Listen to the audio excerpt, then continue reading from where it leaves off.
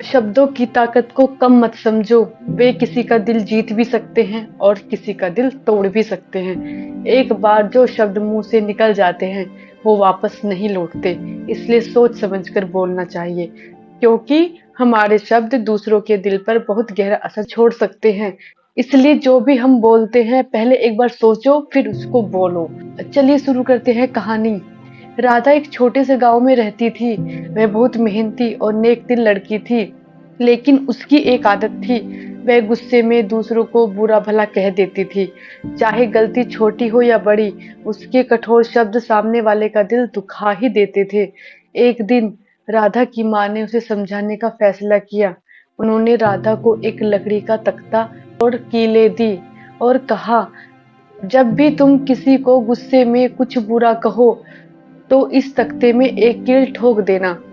राधा को यह काम अजीब लगा, लेकिन उसने माँ की बात मान ली। हर बार जब वह गुस्से में किसी को कुछ कहती, वह तख्ते में एक कील ठोक देती।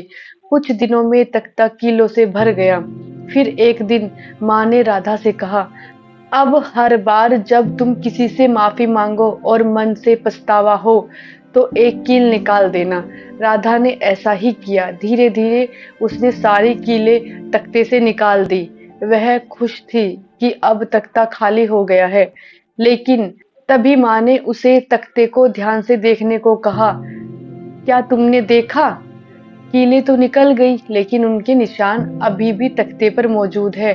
ठीक वैसे ही जैसे हमारे कठोर शब्द दूसरों के दिल पर गहरे निशान छोड़ देते हैं।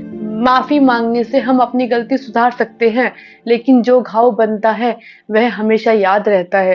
राधा को उस दिन एहसास हुआ कि शब्दों की कितनी कीमत है। उसने वादा किया कि वह अब से अपने शब्द को सोच समझकर इस्तेमाल करेगी। दूसरी कहानी है तोता और उसका मालिक। एक बार एक व्यापारी के पास एक तोता था जो बहुत ही मधुर बोलता था।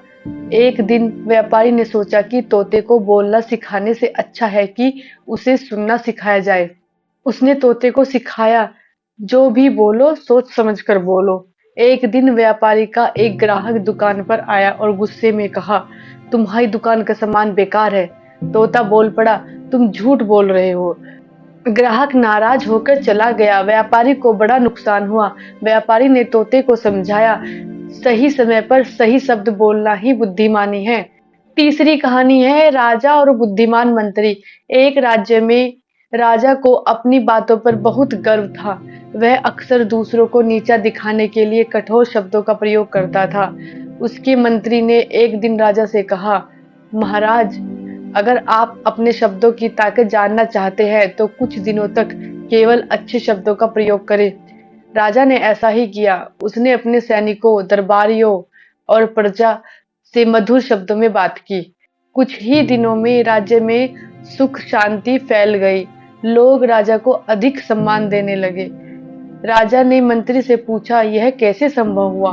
मंत्री मुस्कुराते हुए बोला, महाराज, आपके शब्दों ने लोगों के दिल जीत लिए हैं।